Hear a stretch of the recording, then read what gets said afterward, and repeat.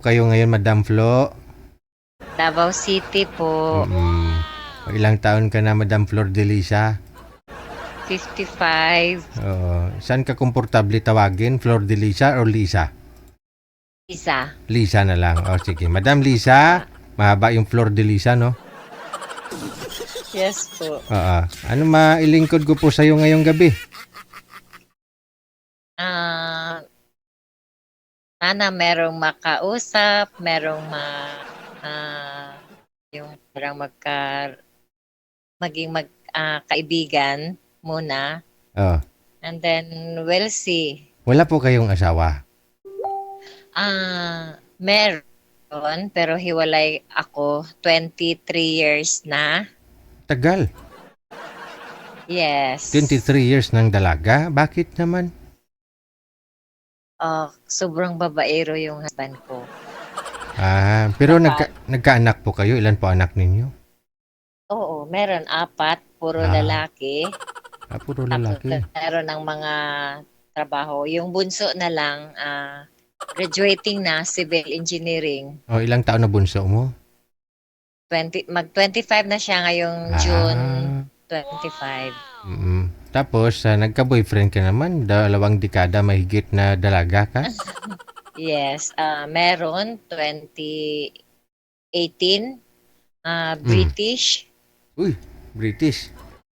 Yes, Mm. pero 2020 hiniwalayan ko kasi meron siyang attitude na yung parang anger management, yung Mm. madaling magalit.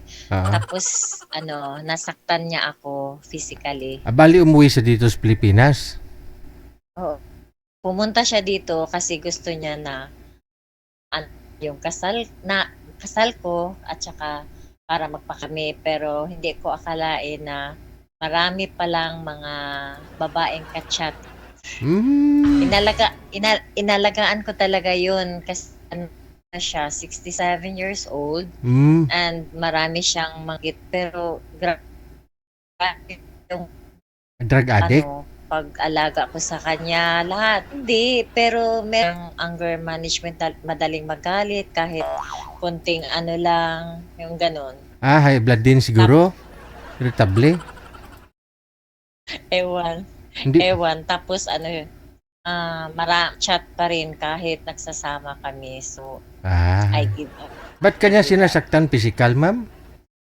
Yung first, nandito siya, March yun, 19. 19. Yeah. And March 19, 2019. Oo. Pumunta na siya dito. Nag-rent kami ng bahay. And then, mga April ata yun, nang nagalit lang siya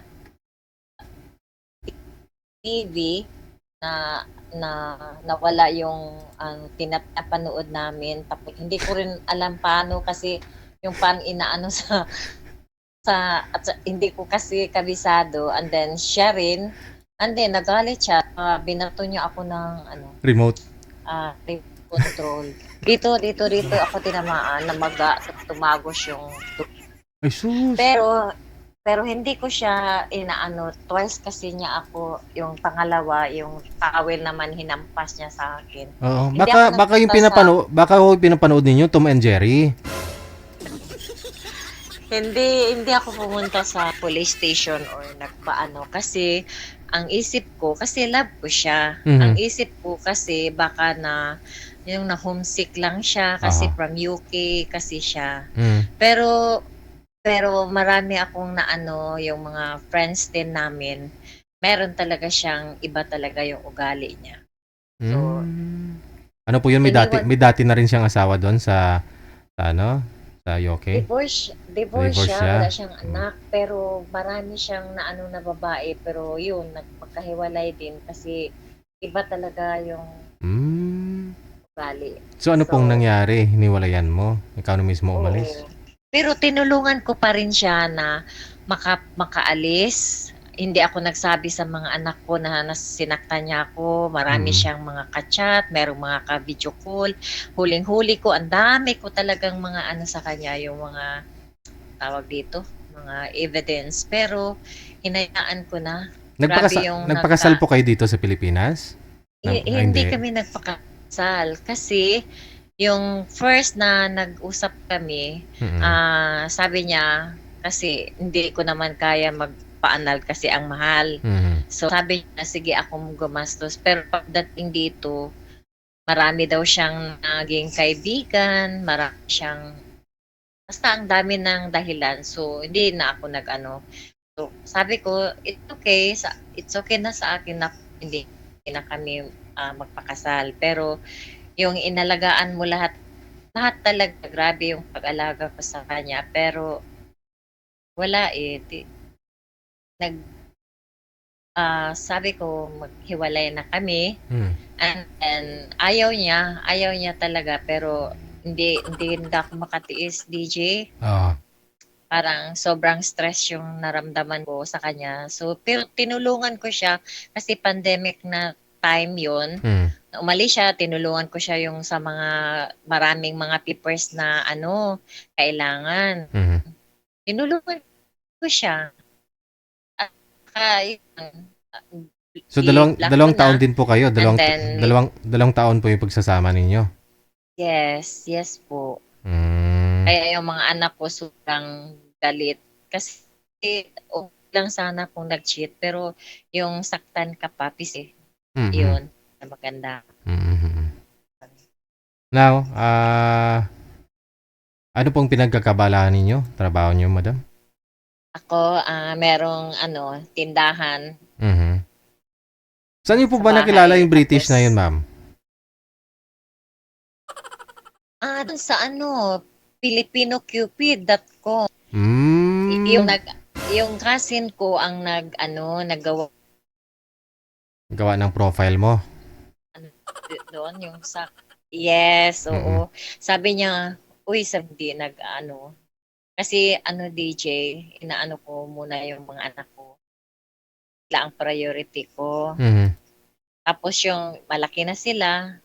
So, sabi ng cousin ko, mag-ano ka. So, nag-try. Yun, nakahanap. Pero, wala pa rin. Kaya, wala. Naging single na after that relationship. Mhm. Okay. Sana makatagpo ng makasama kasi patanda na tayo. Pero, Mhm. kung wala, di. Happy naman ako. Ilang taon na po kayo, madam?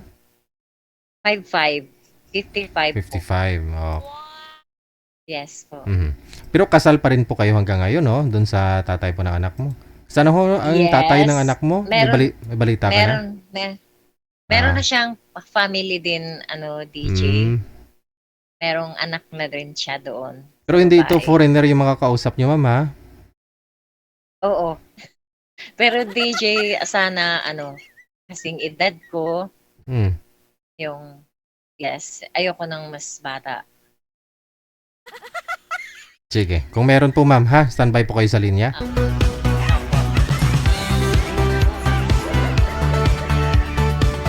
Paldo na sana si Madam. British, eh. No? Yun nga lang. Sinasaktan siya. Oh.